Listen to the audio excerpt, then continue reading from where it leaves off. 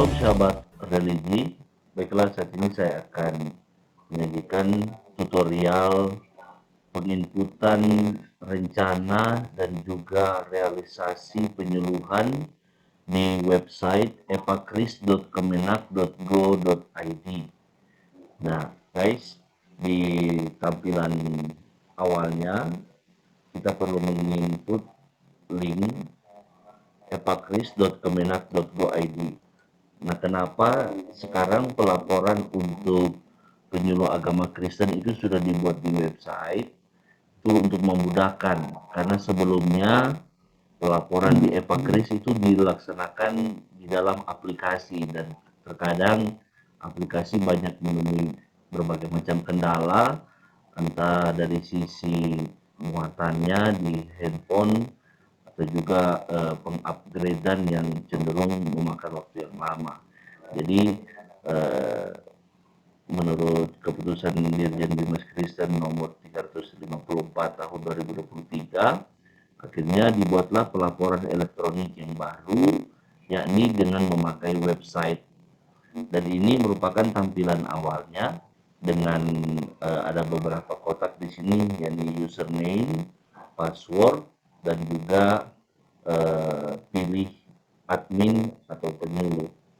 Nah, nanti di username di sini kita akan menginput nick untuk penyuluh agama Kristen non PNS. Sementara untuk penyuluh agama Kristen P3K ataupun PNS, itu yang diinput adalah nick. Dan ini saya coba input nick saya dan juga dengan password. Kalau untuk password default atau password awal, untuk setiap penyuluh dia menggunakan password penyuluh 123, dan untuk kotak di sini kita klik dan kita pilih penyuluh PNS. Kalau untuk penyuluh PNS, lalu setelah itu kita bisa langsung login. Ya, tentunya pastikan ada jaringan internet terlebih dahulu. Ini merupakan dashboardnya, beranda awal, dan di sini ada beberapa pilihan. Ini ada beranda, ada modul. Modul di sini merupakan kumpulan materi-materi yang bisa kita gunakan untuk melaksanakan penyuluhan. Ini ada 18 materi yang sudah diupload. Nanti kita bisa menggunakan ini sebagai bahan dari kita untuk menyusun materi penyuluhan. Dan di setelah modul ada daftar rencana. Nah, daftar rencana ini yang perlu kita buat sebelum kita mengupload bukti-bukti realisasi penyuluhan kita. Jadi terlebih dahulu kita harus membuat rencananya. Kita coba langsung saja di sini. Di daftar rencana ini, di sini sudah ada contohnya. Saya pernah membuat judulnya Gereja Menghadapi Korupsi dan seterusnya. Dan kita akan coba saja langsung membuat rencana baru. Nah, di sini ada beberapa item yang harus kita isi, yaitu ada judul rencana kegiatan, ada jenis kegiatan, ada jenis kelompok binaan, tempat kegiatan, tanggal rencana kegiatan, jumlah umat, dan modul. Modul ini berdasarkan modul yang ada di sini, kita bisa pilih. Jadi modul itu semacam ruang lingkup pembahasan yang akan kita sampaikan di dalam materi penyuluhan kita. Dan untuk rencana ini adalah judul materi kita yang akan kita sampaikan kepada kelompok binaan. Hanya saya tulis di sini gereja menghadapi bencana alam. Dan jenis kegiatan di sini ada dua jenis kegiatan. Yang pertama inisiatif sendiri. Hal ini bila yang kegiatan penyuluhan yang kita laksanakan itu merupakan program yang kita buat. Sementara undangan ini merupakan bila kita diundang untuk memberikan penyuluhan di tempat lain atau di ibadah atau di gereja, itu kita bisa input. Sini saya buat inisiatif sendiri karena ini merupakan program. Kemudian jenis kelompok binaan. Di sini ada beberapa kategori yang bisa kita pilih. Ada daerah khusus, ada rumah sakit, lembaga pemasyarakatan, instansi pemerintahan, daerah pemukiman, dan seterusnya. Kita bisa lihat kategorinya apa. Di sini saya karena melakukan penyuluhan di lapas, jadi saya pilih lembaga pemasyarakatan atau rutan rumah tahanan. Lalu tempat kegiatan, di sini juga bisa kita pilih ada beberapa tempat, ada balai warga, rumah warga, tempat ibadah, gereja, dan saya pilih di sini di tempat ibadah karena tempat saya menyusulkan penyuluhan itu ada di gereja yang ada di lapas. Selanjutnya kita tentukan untuk tanggalnya. Nah, tanggalnya ini kita tentukan sesuai dengan tanggal yang ada di program kita. Saya contoh saja pilih hari Rabu tanggal 28 Februari. Dan jumlah umat itu sesuai juknis yang lama, juknis tahun 2021 itu 10 sampai 35 umat. Jadi saya pilih saja yang max karena di penjara kan banyak. Nah, untuk modulnya saya pilih di sini gereja menghadapi bencana sesuai dengan judul yang ada di atas. Untuk modul saya pilih sesuai dengan judul yang ada di atas. Lalu kita submit. Nah, setelah kita submit, kalau dia ada tulisan hijau data berhasil disimpan, berarti rencana kita itu berhasil disimpan. Dan realisasi itu hanya bisa diisi ketika kita mengupdate rencana. Jadi sebelum ada rencana penyuluhan itu kita tidak bisa melakukan realisasi. Kita coba lihat di sini di daftar realisasi. Nah, sini sudah ada rencana yang tadi saya upload, yakni mengenai gereja menghadapi bencana alam. Tanggalnya, modulnya, status kegiatannya baru rencana. Ini baru rencana karena belum ada realisasinya. Ini kalau kita lihat yang di bawah ini ada beberapa rencana yang sudah sebelumnya saya buat. Ada yang di bulan Desember, ada November. Ini sudah ada keterangan setuju, tapi ini masih ada keterangan tertulis realisasi. Ini artinya admin belum menyetujui. Jadi ketika kita sudah melaksanakan realisasi, keterangannya dari rencana dia berubah jadi realisasi. Itu kita tinggal berkoordinasi dengan admin kabupaten kota untuk menyampaikan bahwa realisasi kita sudah dimasukkan. Nah, bagaimana caranya membuat realisasi? Dari rencana ini kita klik actionnya yaitu realisasi. Klik di kotak biru ini. Kita coba klik di kotak biru. Nah, untuk lokasi realisasi. Jadi semua yang kita tulis di rencana itu sebenarnya bisa mengalami perubahan bila pada saat pelaksanaan memang ada perubahan. Contohnya, yang lokasi awalnya kita tetapkan di tempat ibadah. Ini bisa kita ubah bila pada realisasinya misalnya kita laksanakan di lapangan atau di balai warga atau di tempat-tempat gedung yang lain.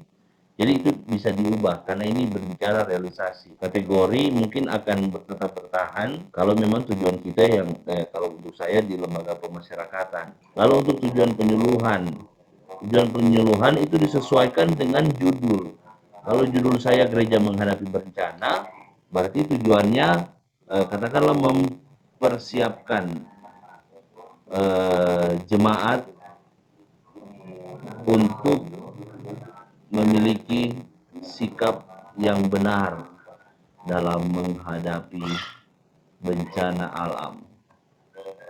Di sini memang ada aturannya tidak boleh lebih dari 100 karakter. Jadi tujuan penyuluhan kita buat dalam bentuk kalimat singkat. Selanjutnya untuk tanggal pelaksanaan, ini juga bisa mengalami perubahan bila ada perubahan waktu, itu kita bisa sesuaikan di sini. Misalnya awalnya rencananya tanggal 28, tapi kemudian kita buat tanggal 29, itu juga bisa.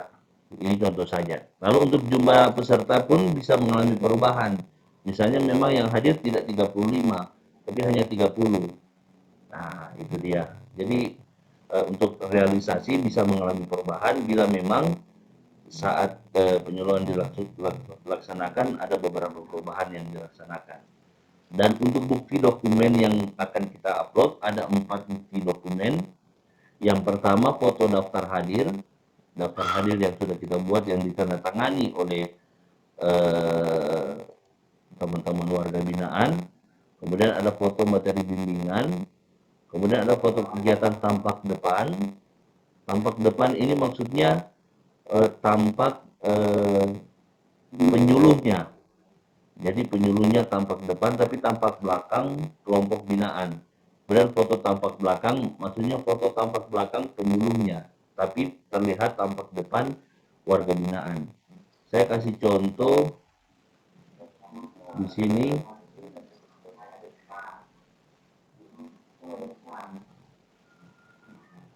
Nah, ini contohnya.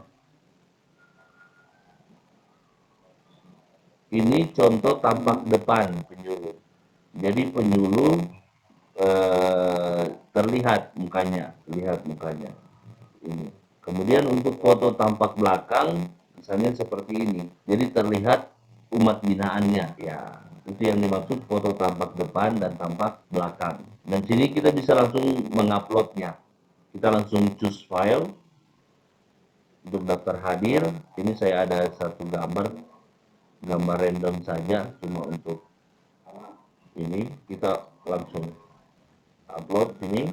Kemudian untuk foto materi bimbingan ini juga sudah ada file yang disiapkan, semuanya dalam bentuk JPG untuk memudahkan. Mana tadi absennya ya. Kemudian untuk foto tampak depan kita bisa menggunakan foto yang tadi.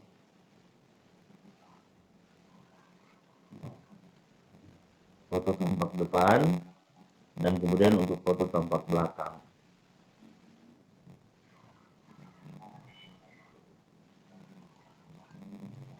Ya, setelah kita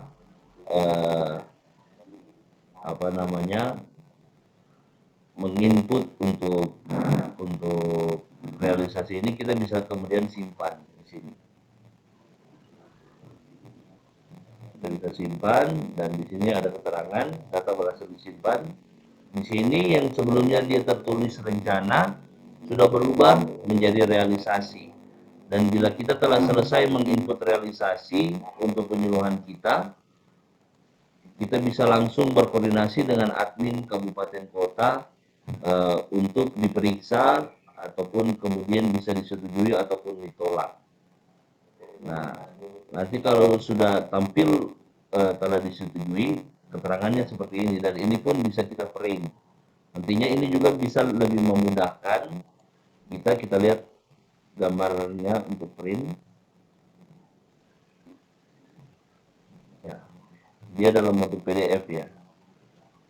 Jadi laporan realisasi. Ini untuk satu kegiatan.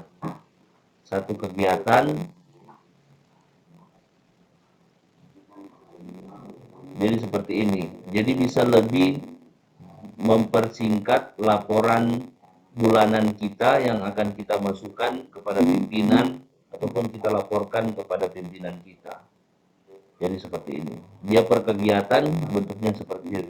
Lalu bagaimana kalau misalnya itu ditolak? Nah, saya coba pause dulu. Nah, ini contoh ketika realisasi kita ditolak, itu kita bisa kembali klik di action sini, di realisasi, dan kita perbaiki apa yang tidak sesuai. Misalnya di sini ada keterangan ditolak.